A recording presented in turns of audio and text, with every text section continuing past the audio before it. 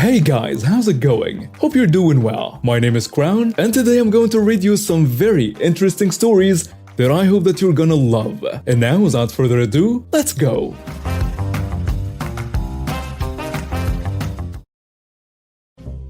So, I'm 19, but look like I'm still in high school. And my little sister, well, she's 7, but could easily pass for a 5-year-old. Our family has some kind of age-defying gene, I guess. This particular day, I decided to take my sister to the mall as per my mom's request. It was shaping up to be a great time filled with shopping and pizza, until we ran into a woman who could have won an award for the most entitled person I've ever met. It was around 3:30 in the afternoon and we figured it was time to head home.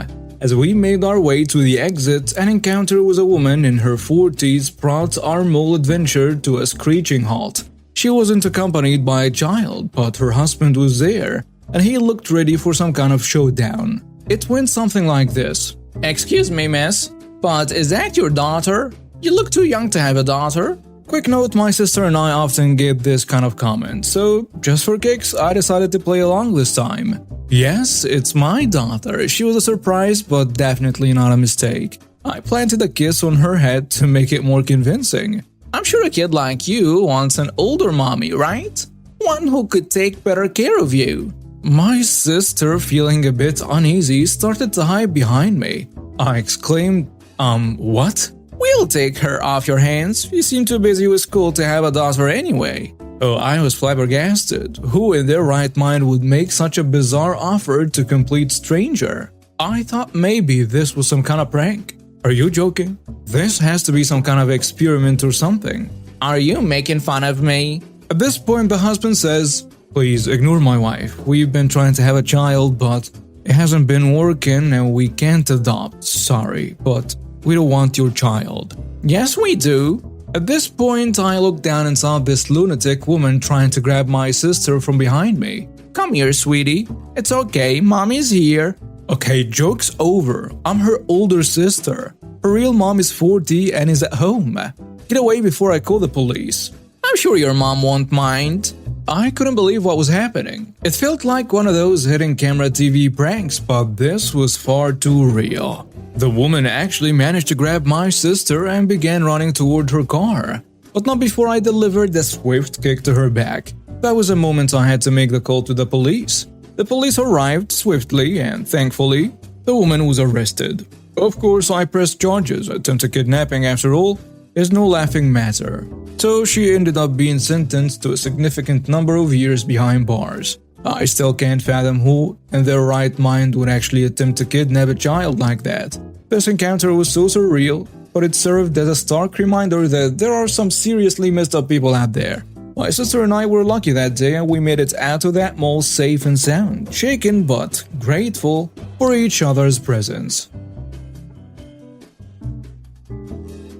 So this happened earlier today and it was too perfect not to share with you guys. I work in construction as a foreman for a new house build, and the location is kinda strange. The house is 220 feet up a hill via footpath only. All of our materials have to come up this footpath by hand. It's a pain to manually carry, quite literally, an entire house up this hill. One of our saving graces is having the 2 parking spots on the street at the bottom of this hill marked with official no parking signs. Unfortunately, there is an elementary school about half a block away, and the parents of children seem to regularly, at least twice a day, think it's okay to park in our spots. Now, I consider myself a reasonable person, so if someone is parked in a spot so we don't have a delivery or a need to park a truck, I'll let it go. If we need the spots and there is someone parked there, however, I will ask them to move nicely, and most of the time they do so immediately. Until today, I get a phone call from the lumber delivery truck that is en route to our location. He says he'll be there in about 2 or 3 minutes. I let him know I will meet him on a street to make sure he has space to park. He is carrying all of the material to frame the roof of our house, which is a lot of really big lumber and will take easily an hour to bring up the hill. So naturally, I didn't want him parked in the middle of the street with his hazards on for an hour when we have a perfectly good parking spot for him. As I begin my trip down the hill, I notice there is a school parent sitting in her car idling assuming she's just waiting to pick up her child. I walk up to her car and politely let her know that she's parked in a no parking zone and we really need her to clear it to park a delivery truck. She scoffs at me and rudely states back, "I'll just be a few minutes and your truck isn't here. Take a chill, Bill, dude." Before I can respond, the giant lumber truck comes around the corner and I wave to him and then gesture towards him to the woman in the car who has now put her window back up to ignore me. I put on my best customer service smile and wave at her through the window. She puts it down halfway and angrily shouts, "What?" By now the truck has pulled up alongside her car and I politely ask her again with a stronger tone of voice to move her vehicle, reminding her that she's illegally parked in a tow-away zone. Then she gives me this wonderful idea. She says, "Can't you guys just unload around me? It's not that hard." I give her another smile and walk away, a brilliant plan forming in my head. I instruct the delivery driver to park as closely to her as possible and plug her in with a porta potty that is at one end of our reserved spots and a parked car that is parked just adjacent to our spots on the other end. He smiles because he immediately gets what I'm trying to do and proceeds to expertly plug this lady and her car into a little two parking spot jail. We unstrap the lumber and my guys begin moving material up the hill. Meanwhile, I call the police parking enforcement to let them know the situation. At this point in time, I wasn't trying to get her in trouble. I just wanted a record of why we were blocking part of the street so we don't get in trouble with the city. The very friendly traffic officer lets me know that she can be there in about 30 minutes and deal with the situation for me. Wonderful. As we continue to unload lumber, the child of the parent shows up, and wouldn't you know it, Mom is just now realizing that the lumber truck is parked so close she can't get out of her driver door to meet her kid. She awkwardly clambers across the inside of her car and stumbles out the passenger door, shooting glaring looks at me and the truck driver in the process. She loads her kid into the back and then begins to realize that she has no way of leaving. She comes storming up to me and the driver and she states, "I'm in a big hurry. You need to move your truck right now so I can go." Before I could respond, the driver gets a grin on his face and says, "Ma'am, in order to unload the lumber on a truck, we have to unstrap it. And per our company policy, it's not allowed to move the truck with any unsecured load on it. Sorry." This sends her into near aneurysm level of blood pressure. Meanwhile, I can barely contain my laughter. "Screw your policy, I have somewhere to be," she barks back at him. At this point, with impeccably convenient timing, the parking enforcement officer shows up and parks behind the truck. She doesn't see the officer arrive. And while the officer is still getting out of her vehicle, I just casually say, "Can't you just pull out around it? It's not that hard." With the biggest grin I've ever had, I watch as she realizes that I just used her line on her. "Screw you!" She yells and storms back to her car and angrily clambers back in through the passenger door and into the driver's seat. At this point, the officer is walking up to myself and the driver, and before she can even introduce herself, the mom in the car slams it into reverse and stomps on the gas, crashing into our porta potty and knocking it over, and then throws the car into drive and tries to mount the curb and drive on the sidewalk. The officer, driver, and I are staring in disbelief as she gets halfway over the curb and gets stuck. I can hear her screaming obscenities over the idling truck from inside her car. The officer promptly walks up to the door of the car and orders her out.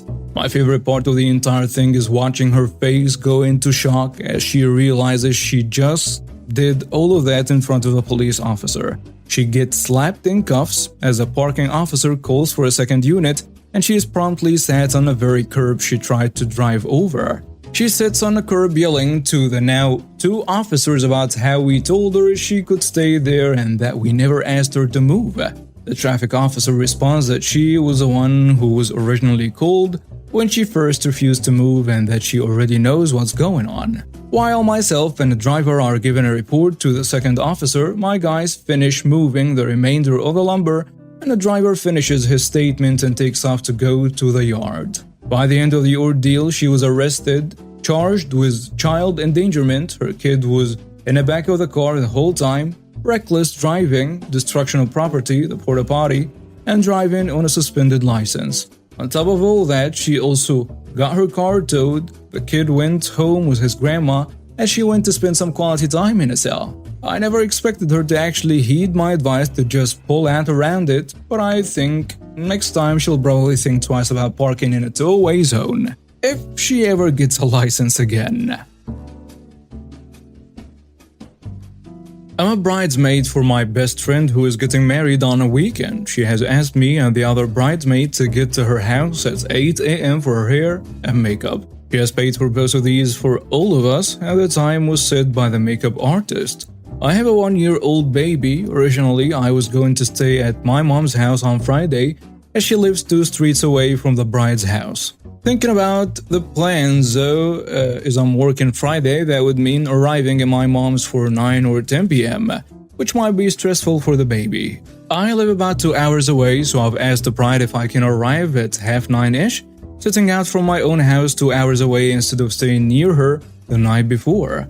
I think this will suit my baby's schedule better. She said this may mean I miss a makeup slot. She said I could do this, but I got the impression she was annoyed. Would I be the jerk for traveling down and arriving later?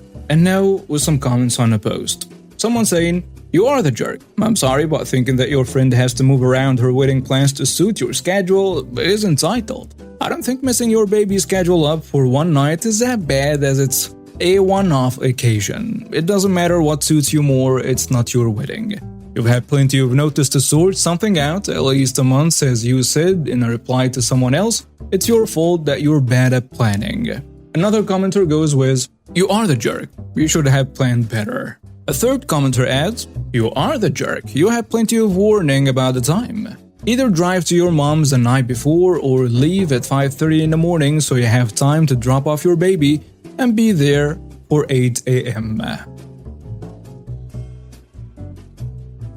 It was 2012, and I was at the height of my college enjoyment. I was living with my grandparents after a bad car accident which knocked some sense into my crazy life.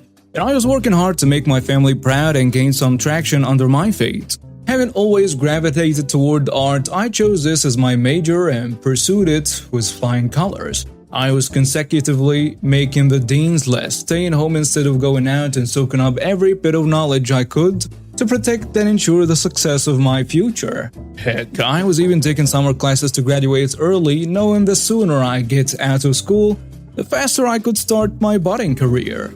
It was all peachy keen until a new teacher was hired in the art department. We will call him Mr. Sen, as he was a tall, thin, sort of gangly type with thick rimmed glasses. All good, right? Be excited to meet someone new who could teach me new things. Except Mr. Thin was not exactly the friendly type. In fact, I couldn't understand why he had gotten into teaching, as I had tried to warm up to him a couple of times and got nothing but frozen shoulders. No one could get close to him. He made awful jokes in the classroom, and it was clear he had some serious insecurities, and his ability to cope with his own issues came out in weird ways. Flashing out at students not doing what they were supposed to. Him making fun of and examples out of students not properly following instructions he had given with poor verbal direction. And ultimately making everyone feel sort of uncomfortable in his presence. We all did the best that we could to try and cope with it when going to class with him. And we stayed focused on the ultimate goal: learning new techniques and getting a passing grade. I had already had printmaking class with this teacher and knew what he was like. By this time, my grandmother's illness was getting progressively worse, fast. It didn't help that she was misdiagnosed and given the wrong treatment. And she was a pinnacle that kept our large family together. Thanksgiving, always at her house every year, traditionally being the binding factor that kept us all connected and grounded. She unfortunately was in and out of the hospital, chemo, and nothing seemed to be going right. I remember the silence coming over her slightly as she accepted her fate. As such, I missed a few days of school here and there to help my grandfather take care of her and make sure she was okay during his time working at the office. He hasn't retired, and I'm not sure he will. I did my best and most of my teachers were lenient, knowing full well the scope of my situation. I had even written a letter to Mr. Thin expressing our family's woes and my commitment to continue my learning track, though I was not physically present.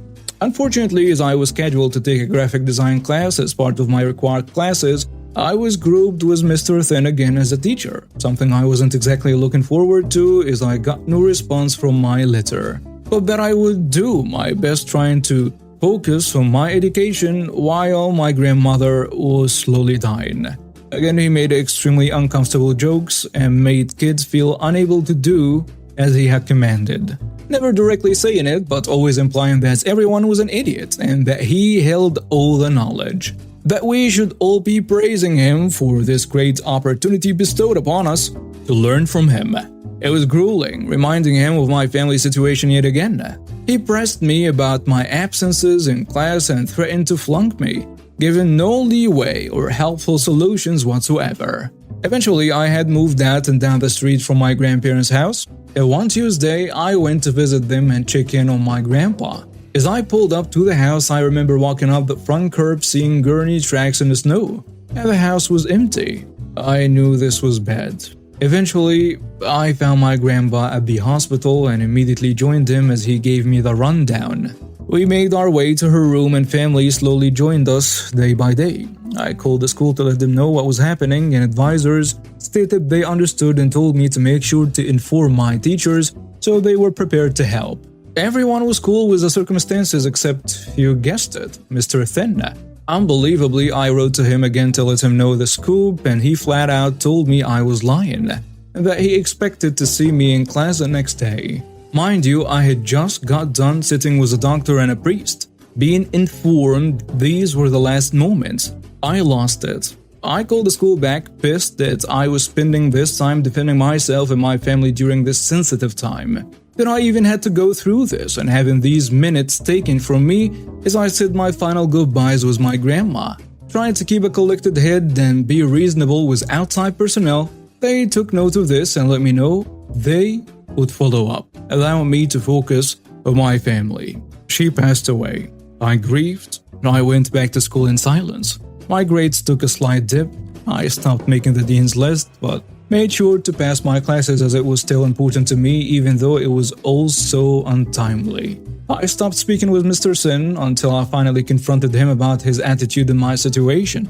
He defended himself by saying that sadly, college kids apparently use a dying grandma excuse all the time to get out of class. Saying this, mind you, without even getting to me or my situation, without asking a single question about my living situation, what hospital she was in, and nothing. Just assuming I was another lying college kid trying to get out of class. I filed a complaint and presented the death certificate and my previous USPS, United States Postal Service, confirmed address at my grandparents' was a school stating the teacher had no right to treat me like this. I knew my case was weak. I was missing school, but I wasn't a screw-up.